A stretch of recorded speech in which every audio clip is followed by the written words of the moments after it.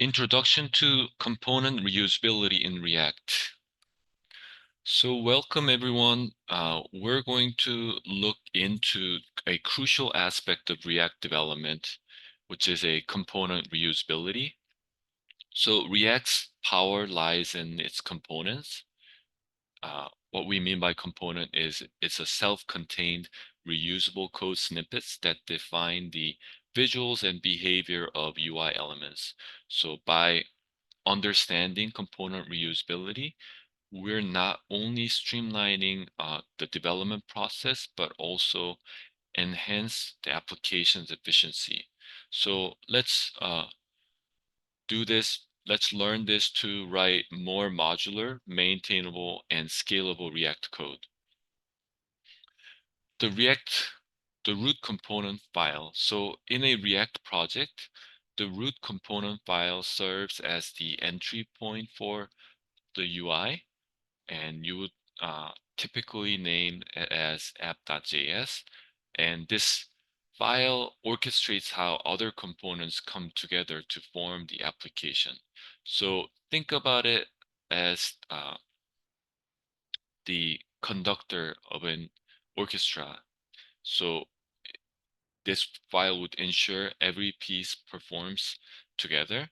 So for instance, in a simple app.js might directly contain components like profile component here you see and gallery component, and then rendering them as part of the large UI.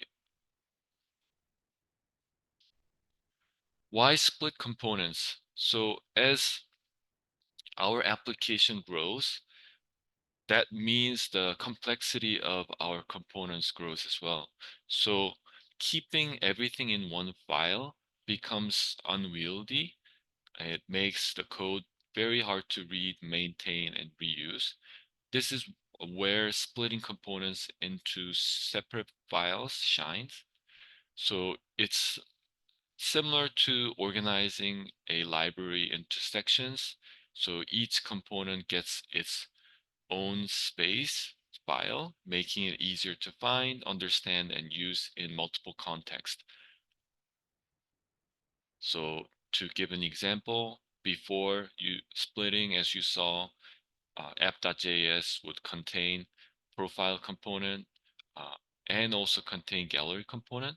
After you split, you would have a separate file, profile.js, that will only contain profile component, gallery.js that will only contain gallery component. Exporting components. So to share a component across files, we first need to export it from its home file. So React allows us to do this in two ways.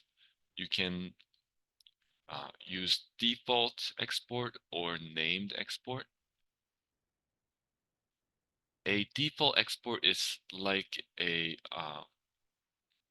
it's the main export of the file. Named export uh, is you would have many different kinds. So you use default exports for primary components and named exports for secondary ones. So let's take a look at how this works later. Now let's look at importing components. So once a component is exported, we can import it into any other file that needs it. So for default export, we simply use the import and put component name and also from file path syntax. So this is an app.js and we are importing gallery from um, this location where gallery.js is located.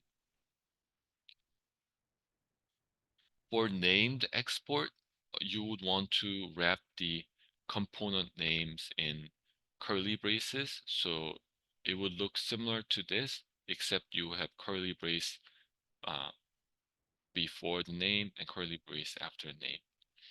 That allows us to kind of reuse component in app.js with minimal effort. Advanced importing and exporting. So sometimes you might need more flexibility. If you want to export multiple components in a single file, this is where named export that you can use. So it allows us to export several components simultaneously.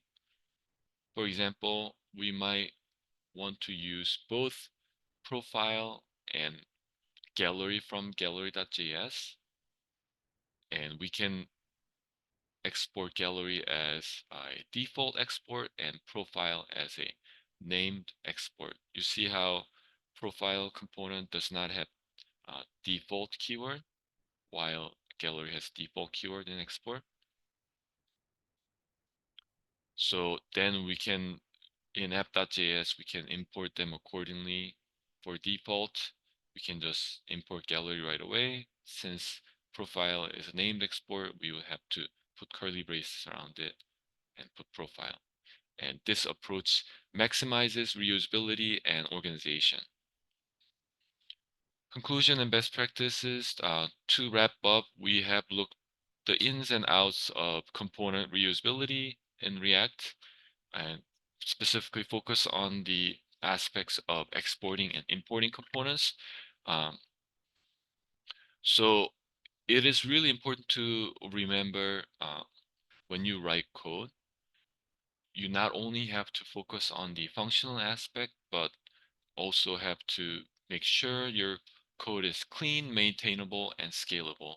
So as you continue developing with React, you want to keep these best practices in mind and don't be afraid to refactor and reorganize your components for optimal reusability.